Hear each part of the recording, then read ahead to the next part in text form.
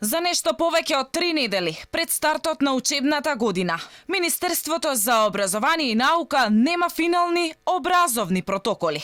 Повторно тактизираат. Сега се чека и ставот на СОНК. Оттаму, револтирани против МОН, затоа што, како што велат, не биле вклучени во подготовката на новиот начин на одвивање на наставата. Првиот човек на СОНК, Јаким Неделков, вели дека се ќе биде залудно ако наставниците не можат да ги спроведат предлозите.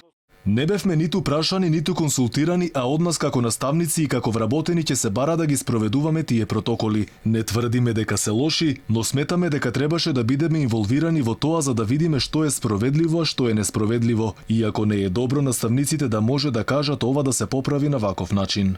Безбедноста на наставниците и сите вработени во училиштата, како и на учениците е најважна, вели Неделков. Тој смета дека секоја општина треба да направи свој протокол според сопствените услови.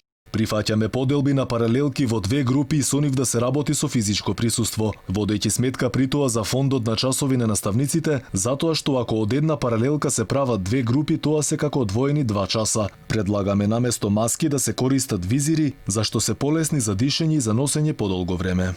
За сега ставот на образовните и здравствените власти е да има редовна настава од септември во училиштата во кои досега во класовите имало преполовен број на деца, а во школите со многу ученици сменско работење со скратени часови или комбинирана настава. Задолжително ќе биде носењето маска, физичкото растојание, односно секое дете само да седи во клупа и честа дезинфекција. Конечната одлука за тоа како ќе започне новата учебна година треба да биде објавена најдоцна до 10 август.